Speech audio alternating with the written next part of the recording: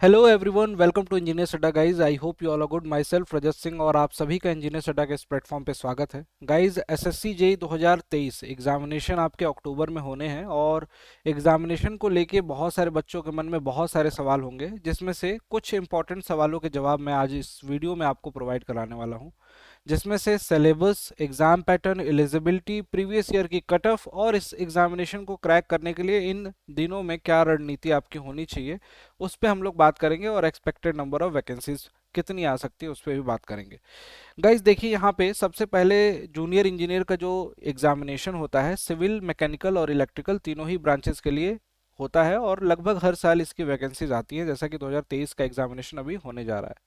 इसमें ये कुछ डिपार्टमेंट्स हैं, जिसमें बॉर्डर रोड ऑर्गेनाइजेशन, सीपीडब्ल्यूडी जिसको सेंट्रल पब्लिक वर्क डिपार्टमेंट बोलते हैं आप लोग, central water and power research station, directorate of quality assurance naval, Farakka barrage project, military engineering services MES, ये सारे के सारे जो एनटीआरओ वगैरह, ये सारे के सारे पोस्ट हैं जो फिल किए जाते हैं एसएससी जेई के एग्जामिनेशन के through.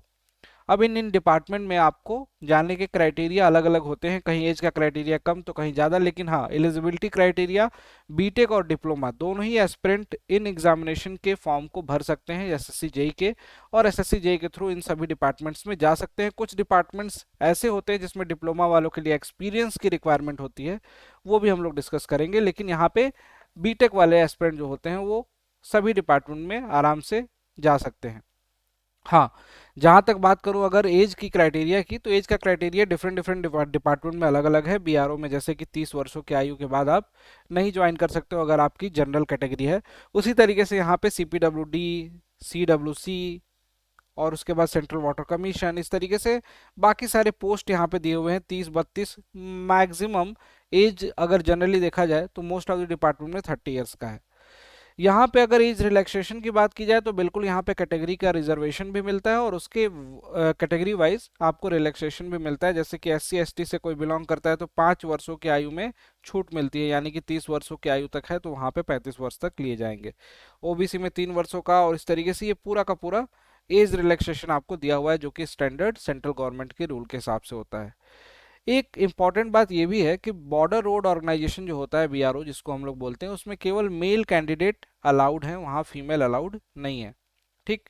Centre of examination different different centres हैं, अलग अलग रीजन्स बने हुए हैं। सेंट्रल रीजन में बिहार, यूपी आता है, जैसे ईस्टर्न रीजन में अंडमान निकोबार, झारखंड, ओडिशा, इस तरीके से ना डिफरेंट डिफरेंट रीजन्स यहाँ पे बने हुए हैं। सिक्किम, वेस्ट बंगाल, कर्नाटका, केरला रीजन, इस तरीके से मध्य प्रदेश सब रीजन, एमपीआर, नॉर्दर्न रीजन, और फिर इस तरीके से ना डिफरेंट डिफरेंट रीजन्स बने हैं, जिसमें आप फॉर्म जब भरते हो तो आप अपने एग्जामिनेशन के सिटीज को पर्टिकुलर रीजन के अंदर ही सेलेक्ट कर सकते हो। Guys, scheme of the examination को देखते हैं। स्कीम एग्जामिनेशन की जो होती है, इसमें आपके दो पेपर होते हैं एसएससी जेई का। पेपर वन जिसको आप क्वालिफाई करते हो, फिर पेपर टू देते हो। पेपर वन जो होता है आपका 200 नंबर का होता है, जिसमें 50 आपका रीजनिंग आती है और 50 नंबर का आपका जनरल अवेयरनेस आता है। जनरल अवेयरनेस में पूरा ही पोर्शन अभी आपको बताऊंगा क्या क्या है, पूरा सिलेबस। उसके बाद 100 नंबर के आपके टेक्निकल सब्जेक्ट, अगर आपकी ब्रांच सिविल इंजीनियरिंग है तो सिविल के क्वेश्चंस आपको देखने को मिलते हैं। इस पूरे पेपर को देने के लिए आपको 2 घंटे का समय मिलता है, 2 आवर का टाइम मिलता है। 2 आवर में 200 क्वेश्चन आपको करने होते हैं।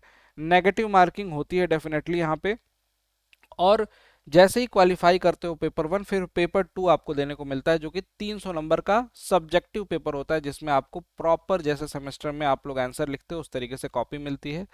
उसमें आपको अपने आंसर लिखने होते हैं डिस्क्रिप्टिव पेपर में। इसमें आपको 2 घंटे का समय इसमें भी मिलता है, 300 नंबर के इस पेपर में। अगर बात की जाए नेगेटिव मार्किंग की, तो 0.25 मार्क्स का नेगेटिव मार्किंग होता है पेपर वन में। पेपर टू में कोई भी नेगेटिव मार्किंग जैसी कोई चीज़ नहीं होती है, सब्जेक्टिव पेपर है। पेपर वन के अगर डिफरेंट डिफरेंट सेट्स हो रहे हैं तो उन सभी सेट के नॉर्मलाइज्ड मार्क आपको बताए जाते हैं जब आपका सिलेक्शन होता है। ठीक है। और मेरिट लिस्ट बनती है, उसके बिहाफ पे पेपर टू देते हैं, फिर फाइनल मेरिट लिस्ट बनती है, उसके बिहाफ पे आपका ज्वाइनिंग होती है आफ्टर दी डॉक्यूमेंट वेरिफिकेशन। यहाँ पे पेपर टू जो होता है रिटर्न, हिंदी और इंग्लिश दोनों ही लैंग्वेज में होता है, लेकिन यहाँ पे क्लियरली लिखा होता है कि अगर हिंदी में आप लिख रहे हो पेपर तो हिंदी में ही आपको लिखना है, और इंग्लिश में लिख रहे हो तो इंग्लिश में। यदि आपने ऐसा किया कि कुछ क्वेश्चंस के आंसर इंग्लिश में लिख दिए और कुछ क्वेश्चंस के अंदर हिंदी में लिख दिए, तो आपको डेफिनेटली वहाँ पे 0 मार्क्स दिए जाएंगे, वो यहाँ पे लिखा हुआ होता है नोटिफिकेशन में। सिलेबस की बात करें तो जनरल इंटेलिजेंस एंड रीजनिंग के लिए अगर आपको पढ़ना है, प्रिपरेशन करनी है, सबसे बेस्ट तरीका है ये जो 3 महीने का ड्यूरेशन है इसमें आपको पढ़ना है। तो 2016 से लेकर 2022 तक के जो भी पेपर हुए उसके रीजनिंग के सारे क्वेश्चंस आपको सॉल्व करने हैं। This is the best way to improve your reasoning ability आपको इम्प्रूव करनी है, और टाइम बाउंडेशन, टाइम लिमिट लगा के आपको ये करना पड़ेगा, तभी आपको ये यहाँ पे आपको रिजल्ट देगा। जनरल अवेयरनेस में आपको history, culture, geography, economic science, general polity, scientific research, current event, ये पूरा का पूरा मतलब हिस्ट्री, ज्योग्राफी, पॉलिटी, साइंस का पोर्शन भी इसमें पूछा जाता है जिसमें फिजिक्स, केमिस्ट्री और बायोलॉजी आता है। और यहाँ पे कोशिश ये करते हैं इंजीनियर्स ज़्यादातर कि फिजिक्स और केमिस्ट्री के क्वेश्चंस कर लेते हैं, बायो जिनकी वीक होती है वो जनरली छोड़ देते हैं। हालांकि बायो में कुछ बेसिक चीज़ों को पढ़ के आप यहाँ से स्कोर कर सकते हैं। करंट इवेंट्स या करंट अफेयर्स की बात करूं तो आपको लगभग लगभग 50 में से 10 क्वेश्चन आपको लगभग देखने को मिलते हैं। ये जनरल अवेयरनेस का वो पोर्शन है जो कि 50 नंबर का आपको पूछा जाता है पेपर 1 में। सिविल इंजीनियरिंग, मैकेनिकल और इलेक्ट्रिकल, इन तीनों ही ब्रांचेस के सब्जेक्ट वाइज सिलेबस पूरा कंप्लीटली पीडीएफ के फॉर्मेट में अवेलेबल है, उसको आप पूरा डिटेल सिलेबस पढ़ सकते हैं। इनफैक्ट अगर सिविल की बात करूं तो इसमें कुछ मोज मतलब एक तरह से बोल सकता हूं कि important subject, most important subject या मेजर सब्जेक्ट, जिसमें building material, estimation and costing, fluid, SOM, RCC, soil, इन सब्जेक्ट से ज़्यादातर क्वेश्चंस अक्सर पूछे जाते हैं एग्जामिनेशन में। इसका एक डिटेल वीडियो भी है कि कौन कौन से पोर्शन आपको सिलेबस में पढ़ने हैं, तो उसको भी वीडियो को आप देख सकते हो डेफिनेटली। और ये जो वीडियो है ये आपके लिए जरूरी इसलिए थी कि आपको पूरी अंडरस्टैंडिंग हो जाए। अब इस बार जो एसएससी जेई का एग्जामिनेशन होगा उसमें क्राइटेरिया जो आएगा, उस क्राइटेरिया को आपको अच्छे से पढ़ना है कि कौन कौन से क्राइटेरिया हैं। जो क्राइटेरिया पढ़ने के बाद आपको डिसाइड करना है कि आप एलिजिबल हो कि नहीं। एलिजिबिलिटी की डेट, एज वगैरह एक पर्टिकुलर डेट पे होती है। अब यहाँ पे जो सिलेबस के अकॉर्डिंग जो बच्चे एग्जामिनेशन देते हैं तो उसमें सिलेबस पढ़ने के बाद प्री की जो कट ऑफ आपकी गई है, जो एग्जामिनेशन देने के बाद प्री यानी पेपर 1 की कट ऑफ वो क्या रहती है, जनरली उसके बारे में एक आइडिया ले लेते हैं हम लोग। देखिए जैसे पेपर 1 है, पेपर 1 में 2020 में जो पेपर हुआ था उसका ये कुछ सिनेरियो देखने को मिला कि यहाँ पे 3826 बच्चों को सेलेक्ट किया गया, जिसमें से अनरिजर्व कैटेगरी में 120 नंबर कट ऑफ गई थी, और ईडब्ल्यूएस की 108, ओबीसी की 114, और यहाँ पे 99 एससी और एसटी की ऑलमोस्ट। इसके बाद पेपर 1+2 कंबाइंड जो मेरिट कट ऑफ आई, जो पेपर 1 और 2 दोनों को जोड़ने के बाद वो इस तरीके से आई। 201 एससी एसटी की 188, ओबीसी की 234, अनरिजर्व की 257 और ईडब्ल्यूएस की 229। ये आपका सिनेरियो था 2020 का, जिसमें 1294 बच्चों को लिया गया। और फाइनल जो रिजल्ट आया, फाइनल मेरिट, उसमें डिपार्टमेंट वाइज कट ऑफ होती है, अलग अलग डिपार्टमेंट की अलग अलग कट ऑफ होती है। तो बीआरओ में देख सकते हो 2020 में 264 नंबर पे बीआरओ मिल गया था, 287 नंबर पे सीडब्ल्यूसी मिल गया था, और सीडब्ल्यूपीआरएस मिला था 293 पे, 306 नंबर पे सीपीडब्ल्यूडी जो कि सबका चहेता होता है, और एमईएस की बात करें तो 277 पे।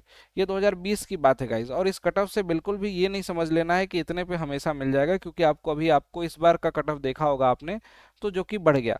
इसी तरीके से इलेक्ट्रिकल और मैकेनिकल की कट ऑफ जो गई थी कंबाइंड, वो इस तरीके से रही थी कि 141 नंबर गया था अनरिजर्व के लिए 2020 में, जब 1800 बच्चों को, लगभग 1900 बच्चों को सेलेक्ट किया गया था। यहाँ पे पेपर 1 प्लस पेपर 2 की बात करें तो 571 बच्चे बस सेलेक्ट हुए थे, जिसमें अनरिजर्व की कट ऑफ 334 गई है, और ईडब्ल्यूएस की 288, फिर 325 ओबीसी की, और 240 260। ठीक है। फाइनल जो मेरिट लिस्ट बनी थी इलेक्ट्रिकल मैकेनिकल के लिए 2020 वाली, उसमें ये यहाँ पे देख सकते हैं कि अनरिजर्व 350 नंबर पे और 383 नंबर पे इलेक्ट्रिकल की सीपीडब्ल्यूडी में 383 पे मिल रहा था, एमईएस में 344 पे मिला है इलेक्ट्रिकल और मैकेनिकल। और यहाँ पे देख सकते हैं कि मिनिस्ट्री ऑफ डिफेंस में भी कुछ वैकेंसीज रहती हैं, तो उसमें कुछ पर्टिकुलर वैकेंसीज जो होती हैं किसी किसी पोस्ट किसी किसी कैटेगरी के लिए नहीं होती हैं, तो वहाँ पे डैश का साइन यहाँ पे लिखा हुआ है, वो आप समझ सकते हो। और यहाँ पे मैकेनिकल और इलेक्ट्रिकल को मैंने एम और ई से रिप्रेजेंट किया है। यहाँ पे गाइज ये कुछ सिनेरियो था 2020 का। 2021 का पेपर नहीं हुआ, 2022 में फिर पेपर हुए, और 2022 का पेपर की कट ऑफ आप देख सकते हो 110 अनरिजर्व की कट ऑफ गई है, एससी एसटी की 86, ओबीसी की 107, और 89 गई है ईडब्ल्यूएस की। यहाँ पे प्री की कट ऑफ तो बहुत कम गई थी, लेकिन मेंस की कट ऑफ जो उम्मीद थी बच्चों को अब्रप्टली इंक्रीज कर गई, क्योंकि पेपर में बहुत सारे फैक्ट्स दिखाई दिए। पेपर में लगभग 50% क्वेश्चन जो थे वो जस्ट प्रीवियस ईयर के क्वेश्चंस थे, 1-2 साल पहले के क्वेश्चंस उठा के सीधे सीधे रखे गए। उसमें कुछ बच्चों ने, और साथ साथ में जो मार्किंग रखी गई, मार्किंग हुई, मार्किंग में भी बहुत वेरिएशन था। कुछ बच्चों को बहुत अच्छे नंबर मिल गए, जिसकी वजह से मेंस की कट ऑफ यहाँ पे ज़्यादा चली गई, पेपर 1 प्लस पेपर 2 की। और यहाँ पे इस बार वैकेंसी ज़्यादा होने के बावजूद भी देखिए 15,000 बच्चों को लगभग सेलेक्ट किया गया था पेपर 1 में। लगभग 2,000 से 3,000 के बीच में वैकेंसीज थी सिविल की। और इस सिविल की बात कर रहा हूँ यहाँ पे, इस तरीके से यहाँ पे देख सकते हो इलेक्ट्रिकल और मैकेनिकल का कट ऑफ भी यहाँ पे 123 गया है अनरिजर्व का, और ईडब्ल्यूएस का 110 गया है। ये 2022 के पेपर 1 की बात कर रहा हूँ। और पेपर 2 में इन कट ऑफ को देखा गया, ये देखने को मिला कि अब्रप्टली इंक्रीज हो गई। खैर, पेपर और कट ऑफ ये दोनों ही चीज़ें देखो, अगर आपकी पढ़ाई बैलेंस होगी, अगर आप प्री निकाल पा रहे हो, आपके पास नॉलेज है, आप मेंस भी अच्छा कर जाओगे। बहुत कम ऐसे बच्चे होते हैं जिनको वहाँ पे डिसअपॉइंटमेंट देखने को मिलती है अगर उनकी प्रिपरेशन बहुत सही है तो। लेकिन बस इतना कहूँगा आपको कि अगर आप एक सही ट्रैक पे चल रहे हो और आप एक अच्छी प्रिपरेशन करना चाहते हो, तो आपको हर एक दिन समय को कैसे यूटिलाइज करना है इसकी प्लानिंग मॉर्निंग में करनी होगी। और उसके साथ साथ कौन कौन सा पोर्शन पढ़ना है पूरे दिन में, और उससे शॉर्ट नोट्स कैसे बनाना है, और उस शॉर्ट नोट से लास्ट टाइम पे रिवीजन, टेस्ट सीरीज वगैरह देते रहिए बीच बीच में, बहुत इंपॉर्टेंट है। और लास्ट मोमेंट पे जो बच्चे पढ़ते हैं, लास्ट मोमेंट पे पढ़ने वाले बच्चों के लिए एक ही हिदायत है कि आप अपनी पढ़ाई तो कर रहे हो, बहुत अच्छी बात है, लेकिन उस शॉर्ट नोट्स की इंपॉर्टेंस जरूर दीजिएगा। अभी एक चैनल पे इंटरव्यू भी कराया एक बच्चे ने, 3 महीने के अंदर कैसे सिलेक्शन लिया, वो भी देखिएगा। उनसे बहुत कुछ आइडिया आपको लगेगा कि किस तरीके से हम भी पढ़ के अपना सिलेक्शन ले सकते हैं। प्री सेलेक्ट होने के बाद मेंस में आपको लगभग 3 महीने का समय आराम से मिलता है। तो अभी प्री के लिए बिल्कुल जी जान लगा दो, छोटे छोटे पॉइंटर्स नोट करो, जो जो आपको नहीं आता है वो फैक्चुअल डेटा को लिखो, पढ़ो, प्रैक्टिस करो क्वेश्चंस की, ज़्यादा से ज़्यादा क्वेश्चंस लगाओ। धीरे धीरे आपका इंप्रूवमेंट होगा और आप धीरे धीरे एक मुकाम पे पहुंच जाओगे कि आप सिलेक्शन के बहुत करीब फील करने लगोगे। गाइज, एक बात जरूर याद रखना, किसी भी स्टूडेंट को एग्जामिनेशन के पहले ये कंफर्मेशन नहीं मिलती है कि आपका सिलेक्शन हो जाएगा या आपका सिलेक्शन नहीं होगा। अपने अंदर कॉन्फिडेंस रखिए, एग्जामिनेशन अच्छे से दीजिए।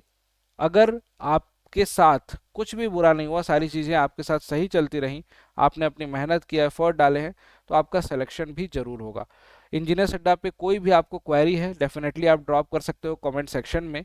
और साथ साथ में अगर आपको पढ़ना है, डिटेल क्लासेस अटेंड करनी है, या रिकॉर्डेड क्लासेस आपको देखना है, जल्दी जल्दी कवर करने हैं सब्जेक्ट, उसके लिए सबसे बेस्ट ऑप्शन है महापैक्स। तो जितने भी ये इंजीनियरिंग महापैक हैं, चाहे सिविल इंजीनियरिंग का महापैक हो, या फिर इलेक्ट्रिकल इंजीनियरिंग का महापैक, या मैकेनिकल, इसमें आपको एसएससी जेई के लेटेस्ट बैचेस भी मिल जाते हैं, और एसएससी जेई के पहले जो बैचेस हो रखे हैं वो भी, उनकी भी वीडियो मिल जाती है।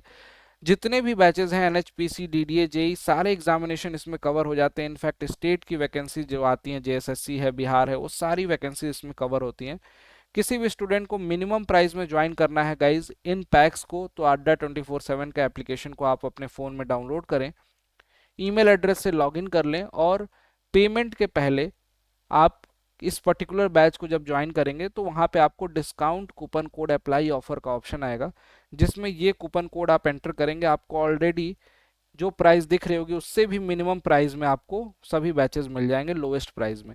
तो गाइज, फटाफट जाइए, डाउनलोड कीजिए अड्डा 24/7 का एप्लीकेशन, और उस एप्लीकेशन में जाके discount coupon code Y293 apply करके मिनिमम प्राइस में इन बैचेस को ज्वाइन करके अपनी पढ़ाई को आगे बढ़ाइए और सिलेक्शन के करीब पहुंचिए। Thank you so much, keep learning guys, मिलते हैं आपसे नेक्स्ट वीडियो में। Thank you.